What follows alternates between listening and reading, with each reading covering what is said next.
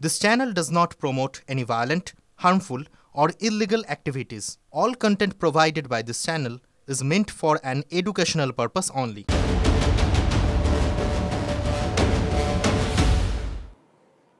আর এই মুহূর্তে দাঁড়িয়ে গুরুত্বপূর্ণ খবর, তিব্বতের ভূমিকম্পে কেঁপে উঠল কলকাতা সহ বাংলা। 6:35 7.1 মাত্রার ভূমিকম্প চীনের শিজাংয়ে। তিব্বতের ভূমিকম্পে এখনো পর্যন্ত যে খবর আমরা পাচ্ছি, মৃতের সংখ্যা বেড়ে 32, আহত আরো 38 জন। কমলেশ, আমাদের প্রতিনিধির কাছ থেকে জানবো, কমলেশ কি জানা যাচ্ছে এখনো অবধি? দেখো, যেখানে ভূমিকম্পটা হয়েছে তিব্বতের শিজাং প্রদেশ, সেখানে ভূমিকম্প কেন্দ্র মাটি থেকে খুব একটা গভীরে নয়, অর্থাৎ ভূপৃষ্ঠ থেকে 10 কিলোমিটার নিচে ভূমিকম্প হয়েছে। ফলে ওই অঞ্চলে ভূমিকম্পের মারাত্মক প্রভাব পড়ার কথা, এবং সেটা পড়েওছে। আমরা যে ছবি দেখতে পাচ্ছি, ধ্বংসের ছবি, চীনের সেনা, বায়ুসেনা ইতিমধ্যেই নেমে পড়েছে, এবং মৃতের সংখ্যা যেটা এখনো পর্যন্ত পাওয়া যাচ্ছে 32-এর আশপাশে রয়েছে। এই সংখ্যাটা আরো বাড়ার একটা আশঙ্কা রয়েছে। এই ভূমিকম্পের কেন্দ্রবিন্দু, মানে কেন্দ্র এপিসেন্টার, সেটা পশ্চিমবঙ্গ থেকেও যে খুব দূরে এমন নয়। আমাদের গ্যাংটক থেকে বা দার্জিলিং থেকে 200 কিলোমিটারের মধ্যে এই ভূমিকম্পের কেন্দ্র। ফলে উত্তরবঙ্গেও যথেষ্ট অনুভূত হয়েছে এই ভূমিকম্পের কম্পন। আমরা যেটা দেখতে পাচ্ছি সেটা, এই মূল ভূমিকম্পটা যেটা 6:35 হয়েছে, তারপরে 7খানা আফটার শক হয়েছে, এবং কোনোটাই খুব একটা মামুলি নয়। প্রত্যেকটাই 4.3 বা তার উপরে এই ভূমিকম্প রিক্টার স্কেলে তার মাত্রা পাওয়া যাচ্ছে।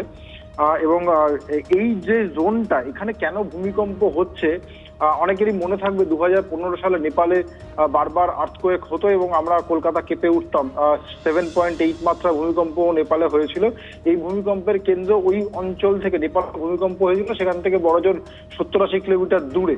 মানে এখানে অ্যাকচুয়ালি ভারতীয় প্লেট ইউরেশীয় প্লেটের নিচে ঢুকে যাচ্ছে প্রতি বছর 40-50 মিলিমিটার করে, এটা সরছে ওইদিকে। ফলে এই যে একটা প্লেট আর একটা প্লেটের মধ্যে ঢুকে যাচ্ছে, এই যে সংঘর্ষটা, তার ফলে প্রচুর পরিমাণে শক্তি মাটির নিচে জমা হয়ে থাকছে। এই ভূগর্ভে সেই শক্তি মাঝে মধ্যে ভূমিকম্প হিসাবে বেরিয়ে আসে, যেটা আমরা 2015 সালে দেখেছিলাম। 10 বছর পরে প্রায় একই রকম কাছাকাছি মাত্রার একটা ভূমিকম্প তিব্বতে হলো।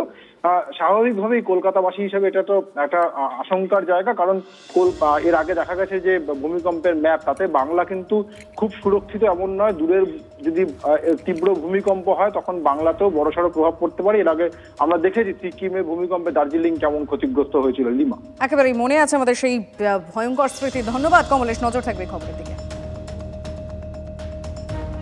অসমের দিকে নজর রাখতে হচ্ছে। ভয়ঙ্কর দুর্ঘটনা, র্যাট হোল খনিতে জল ঢুকে বিপত্তি। মাটির 300 ফুট নিচে আটকে রয়েছে প্রায় 15 জন শ্রমিক। অবৈধ খাদানটি ডিমা হাসাও জেলার উমরাংচো এলাকার। পুলিশ সূত্রে জানা গিয়েছে, ওই অবৈধ খনির 100 ফুট গভীরে জল পৌঁছে গিয়েছে। দ্রুত খনি থেকে জল বের করার কাজও শুরু হয়েছে। এলাকা ঘিরে রেখেছে স্থানীয় পুলিশ। ঘটনাস্থলে রাজ্য ও জাতীয় বিপর্যয় মোকাবিলা দল। উদ্ধার কাজে সেনার সাহায্যও চেয়েছে অসম সরকার।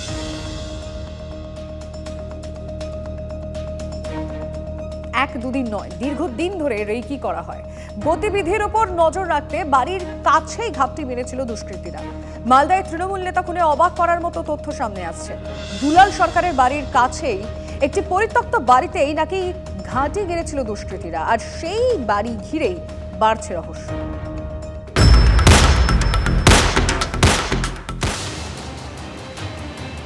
মালদায় তৃণমূলের হেভিওয়েট নেতা খুনের মোটিভ কি? 4 দিন পার, এখনো উত্তর অধরা।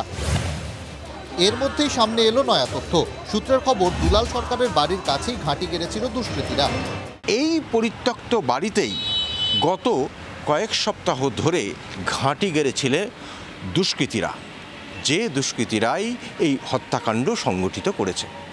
তাদের মধ্যে এক বা কয়েকজনকেই তো আশেপাশের প্রতিবেশীরা চিনতেন।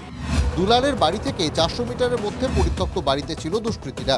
ওই পরিত্যক্ত বাড়ি আবার দুলাল সরকারের পুরনো বাড়ি লাগোয়া, যেখানে এখন আবাসন হয়ে গেছে। পরিত্যক্ত বাড়িতেই রোজ রাতে পার্টি হতো, রান্না বান্না করে খাওয়া দাওয়া হতো। ওই বাড়িতে ধৃত তৃণমূল কর্মী অমিত রজকের দাদা কৃষ্ণ রজক ওরফে রোহনের যাতায়াত ছিল। নেতা খুনের পর ওই বাড়িতে আর কাউকে দেখা যায়নি। বাড়িটি এখন তালাবন্ধ করে রেখেছে পুলিশ।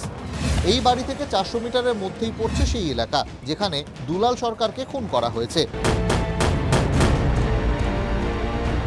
হ্যাঁ, দেখেছি এটুকু আমি জানি। কি দেখেছেন? কৃষ্ণার সাথেই চিনতাম, ব্যাস আর কাউকে আমি চিনি না। কৃষ্ণা আসে থাকতো? হ্যাঁ, কৃষ্ণা বাকিদের থাকতো। আপনি চেনেন? না না, বাকিদের আর 3-4 দিন ধরে দেখছি এখানে রোদ্রু তাপায়, বলে ব্যবসা করি আমি। ঘটনার পরে তো দেখাই যাচ্ছে না, 2 তারিখ থেকে তো দেখতেই পাচ্ছি না।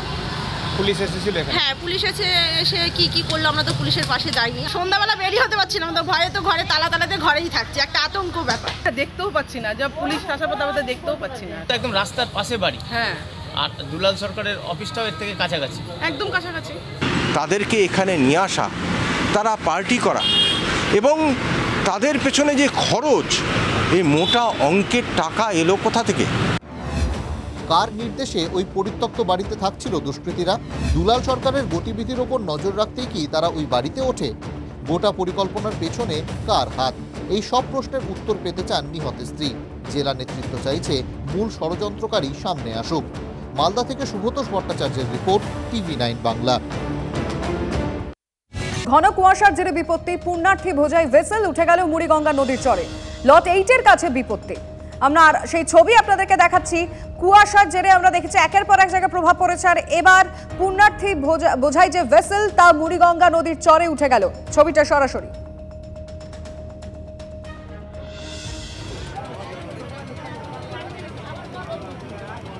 ঘন কুয়াশার জেরে দৃশ্যমানতা কম এবং সে কারণে বড় বিপত্তি।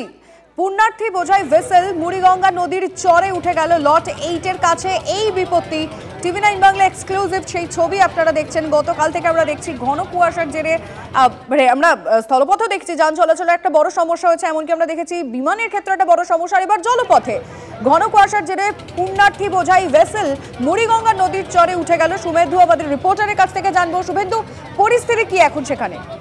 ঠিক আছে শুভেন্দু। হ্যালো, হ্যাঁ, পরিস্থিতি কি সেখানে? দেখো, বড় সড়ো বিপর্যয়ের হাত থেকে একেবারে মেলা শুরুর আগে একেবারে প্রাণ বাঁচলো বলা যায় যে পুণ্যার্থীদেরকে। আজ সকাল থেকে ঘন কুয়াশায় ঢেকেছিল গোটা সুন্দরবনের উপকূল এলাকা। ঠিক এই দ্বিতীয় ভ্যাসেল, এটি 8টার দিকে ঠিক কচুবেড়িয়া থেকে লট নম্বর 8-এ আসছিল। আচমকাই একেবারে মানে কিছু দেখতে না পেয়ে একেবারে শীতগ্রস্ত হয়ে মুড়িগঙ্গা নদীর ঠিক একেবারে কচুবেড়িয়ার কাছাকাছি যে এলসিডি ঘাট রয়েছে, সেই এলসিডি ঘাটের একেবারে চড়ার উপরে উঠে যায় এবং কয়েকশো পুণ্যার্থী ছিল, ভিন্নার্থী পুণ্যার্থী। খবর পাওয়ার পর সাগর থানার পুলিশ এবং হারুট পয়েন্ট উপকূল থানার পুলিশ তারা কিন্তু ঘটনাস্থলে পৌঁছেছে ছোট ফুটফুটি নিয়ে। এছাড়াও সিভিল ডিফেন্সের বোটে করে সিভিল ডিফেন্সের কর্মীরা ওই ভ্যাসেলের কাছে পৌঁছেছে এবং যাত্রীদেরকে নামানো হচ্ছে, তাদেরকে খাবার দেওয়ার চেষ্টা চালানো হচ্ছে। কিন্তু দীর্ঘক্ষণ তারা কিন্তু নদীর মাঝখানে আটকে রয়েছে। ফলে এই যে মানে কুয়াশার ছেড়ে বিধ্বস্ত হয়ে যাওয়ার জন্য প্রশাসনের পক্ষ থেকে যে ফগ লাইট লাগানোর ব্যবস্থা করা হয়েছিল, সেই ফগ লাইট কিন্তু মেলা শুরুর আগেই কাজ করলো না, এটা বলা যায়। ফলে এই যে তিন রাজ্য থেকে পুণ্যার্থীরা আসছেন, তারা কিন্তু এই ভ্যাসেলে করে বুঝতে পারছি। শুভেন্দু, তুমি নজর রাখো, ধন্যবাদ। বালুরঘাটের সুকান্ত মজুমদারের ছবি দিয়ে ভুয়ো প্রচার। কেন্দ্রীয় সরকারের নাম করে মেয়েদের জন্য সোশ্যাল মিডিয়ায় লোনের বিজ্ঞাপন। লোন নিলে দিতে হবে না কোনো সুদ লেখা হয়েছে বিজ্ঞাপনে। লোনের প্রচার ব্যবহার করা হয়েছে বিজেপি রাজ্য সভাপতির ছবি, আর এর সঙ্গেই দেওয়া হয়েছে একটি লিঙ্কও। জেলা পুলিশ সুপারের কাছে লিখিত অভিযোগ দায়ের সুকান্ত মজুমদারের। পুলিশের দাবি, ওই লিঙ্কে ক্লিক করলেই পড়তে হতে পারে সাইবার অপরাধীদের ফাঁদে। অভিযোগ পেতেই তদন্তে জেলা পুলিশ প্রশাসন। পাশাপাশি একই পোস্টে ব্যবহার করা হয়েছে মুখ্যমন্ত্রী সহ কেন্দ্রীয় মন্ত্রীদের ছবিও। আমি দেখেছি ওই অ্যাপগুলোতে শুধু আমি নয়, ভারতবর্ষের বিভিন্ন মন্ত্রী, বিভিন্ন মুখ্যমন্ত্রীর ছবি নিয়ে তারা এই ধরনের অপপ্রচার করছে এবং তারা লোন দেবার প্রতিশ্রুতি দিচ্ছে কম ইন্টারেস্টে বা কম লায়াবিলিটিস নিয়ে। স্বাভাবিকভাবে আমি এর কমপ্লেন করেছি। আমি আশা করব যে জেলা প্রশাসন এবং রাজ্য প্রশাসন এর উপযুক্ত তদন্ত করবে। পরে খবরে আসছে, পদত্যাগ করলেন কানাডার প্রধানমন্ত্রী জাস্টিন ট্রুডো। লিবারেল পার্টি নেতা হিসেবেও ইস্তফা ট্রুডোর। ভারত বিদ্বেষ ও খালিস্তানি তোষণের জন্য দলের অন্দরে ক্রমশ কোণঠাসা হয়ে পড়েছিলেন ট্রুডো। শেষমেশ চাপের মুখে গদি ছাড়তেই হলো কানাডার প্রধানমন্ত্রীকে।